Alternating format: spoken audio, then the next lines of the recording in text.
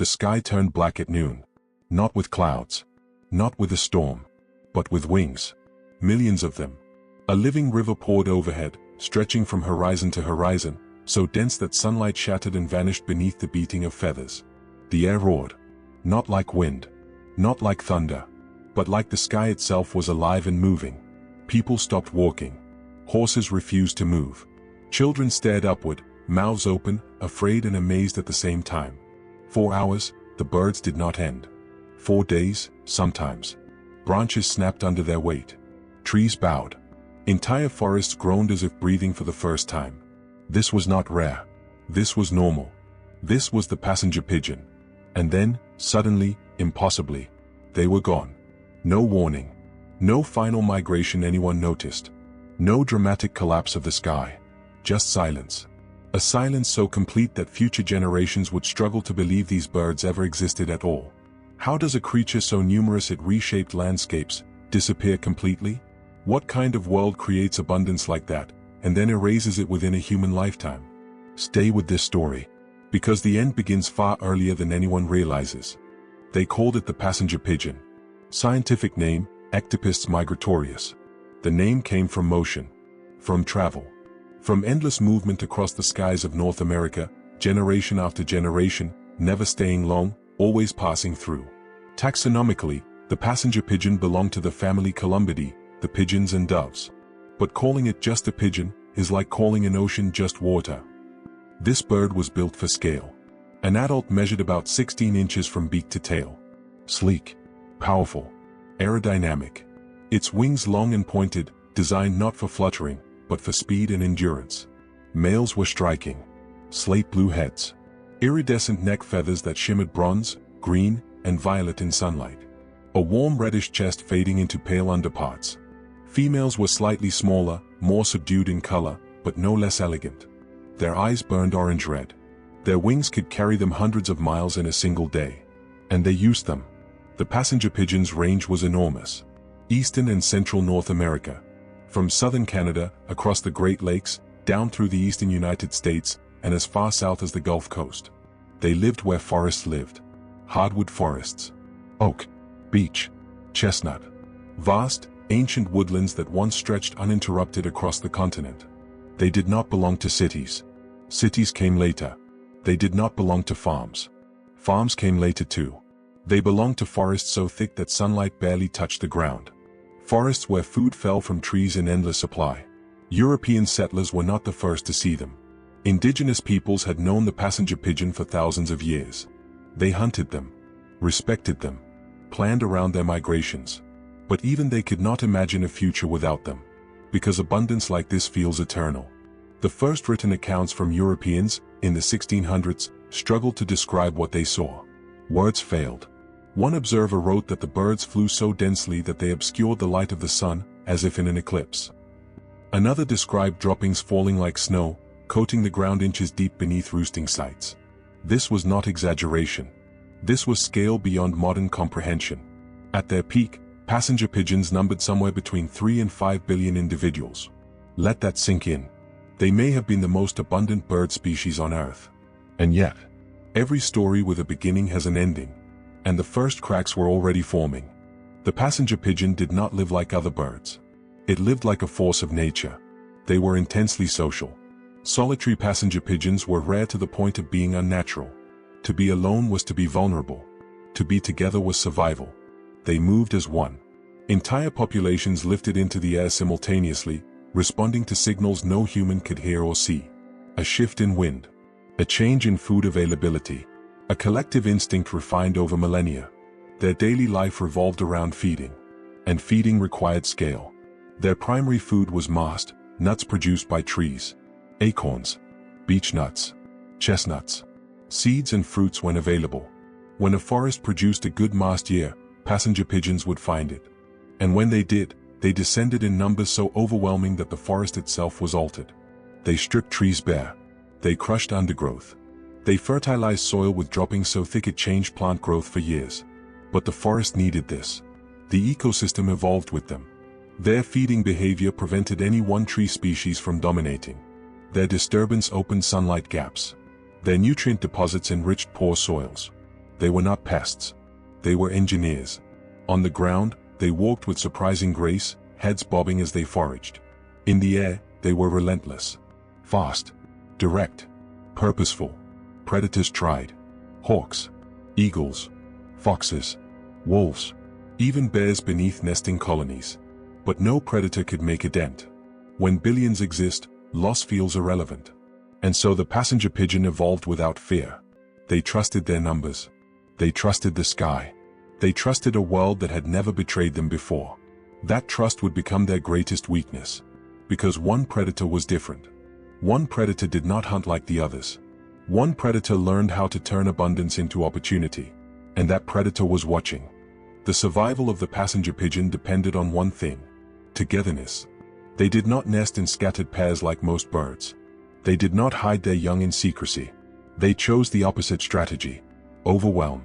When breeding season arrived, entire populations moved toward the same forests, guided by instinct older than memory. These were not small gatherings. They were nesting colonies so massive they reshaped geography. Some colonies stretched for miles. Tree after tree after tree, every branch occupied. Limbs bent under the combined weight of thousands of birds. Some snapped completely, crashing to the forest floor below. And still, they kept coming. Each breeding pair built a simple nest. Loose twigs. Barely structured. No attempt at durability. Because durability wasn't necessary. Speed was. Females laid a single egg. Just one. White. Smooth. Fragile. At first glance, this seems like a weakness. A species so abundant, yet producing only one egg per nesting attempt. But this was not fragility. It was efficiency. In a world without industrial-scale threats, one egg was enough. Because survival rates were high when nests numbered in the millions. Predators couldn't possibly reach them all. Parents took turns incubating the egg, switching shifts with clockwork precision. One would feed while the other stayed behind, shielding the future from sun, rain, and prying eyes. When the chick hatched, it grew fast. Very fast. Passenger pigeon chicks were fed a rich secretion known as pigeon milk, produced in the crop of both parents. Thick. Nutrient-dense. Perfect fuel for rapid growth. Within days, the chick swelled to near adult size. Within 2 weeks, it was nearly ready to fly. The goal was simple. Grow fast. Leave fast. Survive through numbers. After fledging, young pigeons joined the endless flocks almost immediately. There was no long childhood. No slow learning. The flock taught everything. Where to go. When to move. How to survive. Lifespan estimates vary, but most passenger pigeons likely lived around 15 years in the wild. Some possibly longer. They matured quickly. Reproduced efficiently. Moved constantly. It was a system refined by time. A system that worked perfectly, until the world changed faster than biology could adapt. And the pigeons never saw it coming. For most of their existence, the passenger pigeon was not prey. It was presence. Predators followed the flocks, not the other way around. Hawks circled the edges. Foxes waited beneath roosts. Wolves learned migration paths and timed their movements accordingly. But these predators didn't hunt individuals. They harvested excess. A few pigeons here. A few there. It didn't matter. The flocks barely noticed. Other species benefited too. Plants thrived in soil enriched by droppings. Insects flourished in disturbed forest floors. Smaller birds nested in areas cleared by broken branches and fallen trees. Even trees relied on them. By consuming mast in massive quantities, passenger pigeons influenced which trees successfully reproduced. Their feeding patterns shaped forest composition across generations. They were not separate from the ecosystem. They were woven into it. Indigenous peoples understood this. Many tribes hunted passenger pigeons seasonally, using nets, poles, and controlled harvests. They took what they needed. They did not wipe out nesting colonies. There was restraint. There was balance. Then came a different relationship. One built on markets, on railroads, on guns, on a belief that nature existed to be taken, not shared. At first, humans were just another predator. Then they became something else entirely. Something the pigeons had never evolved to face. For thousands of years, the passenger pigeon's greatest challenges came from nature itself. Harsh winters reduced food. Poor mast years forced longer migrations. Storms killed thousands in a single night. But the species endured. Because when billions exist, loss feels survivable. Then forests began to fall. Not naturally, deliberately. As European settlers expanded westward, hardwood forests were cleared at unprecedented speed. Oaks, beeches, chestnuts. Entire ecosystems vanished beneath axes and saws. With them went food. The pigeons adapted at first. They always had. They flew farther, nested in new areas, followed the remaining mast. But the land kept changing. And then came technology. Railroads allowed hunters to reach nesting colonies deep in forests.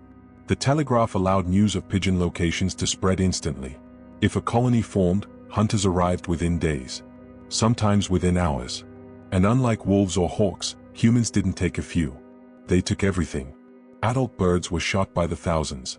Chicks were knocked from nests with poles, their bodies collected by the wagon load. Nets trapped hundreds at once. Fires were set beneath roosts to suffocate birds by the tens of thousands. This wasn't hunting. It was extraction. Passenger pigeon meat was cheap, abundant, sold in barrels, fed to slaves, fed to livestock, fed to anyone who needed protein and didn't care where it came from. Markets demanded more, so hunters delivered more. The pigeons responded the only way they knew how. They stayed together. But now, togetherness made them easier to kill. And the numbers began to fall. Not slowly, shockingly fast. Yet still, many believed it didn't matter. How could something so abundant ever truly disappear? That question would haunt the future, because the answer was already unfolding. The fall of the passenger pigeon did not happen in silence.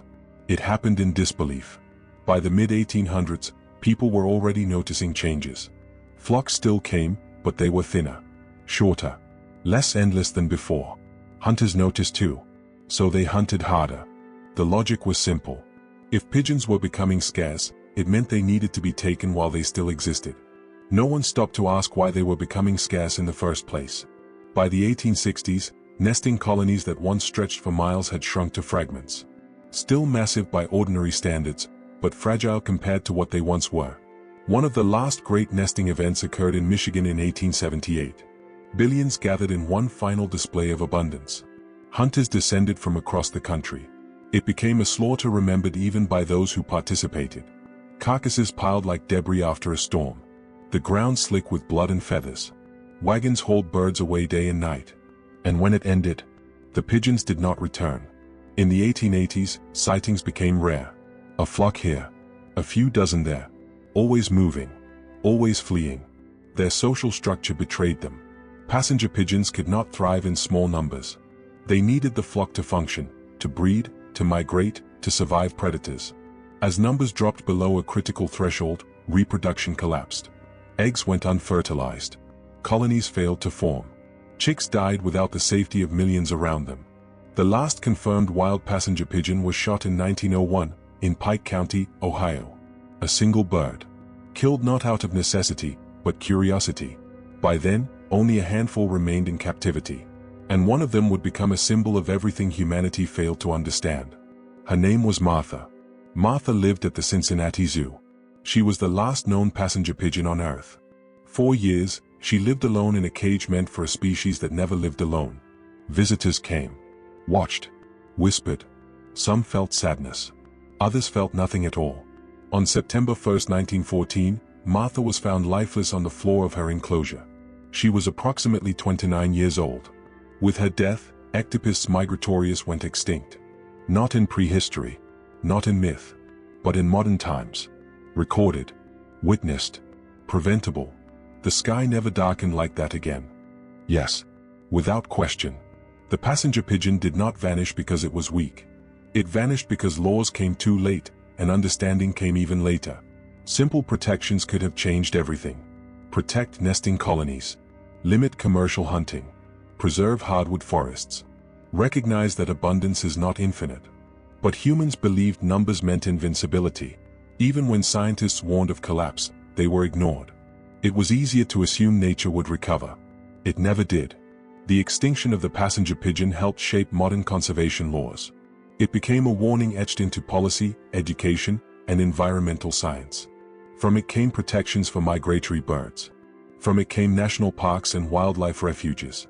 From it came a new understanding of ecological thresholds. But for the pigeon, the realization came too late. Today, species like the monarch butterfly, Atlantic cod, and African elephants face similar pressures. Different animals. Same mistake.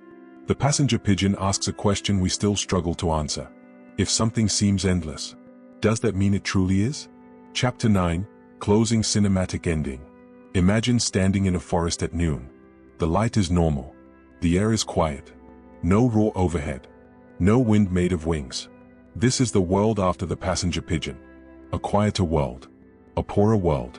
Their absence left a hole not just in ecosystems, but in memory. A reminder that loss does not always come with drama. Sometimes it comes with normal days, until one day, something simply never returns. The sky once moved. And we stopped it. Not out of hatred. Not out of malice. But out of thoughtlessness. The passenger pigeon is gone. But its story still flies, if we choose to see it. If this story moved you, take a moment to like this video. Subscribe for more deep, cinematic stories about animals we've lost, and the ones we're still trying to save. And tell me in the comments, which extinct species should we bring back through story next?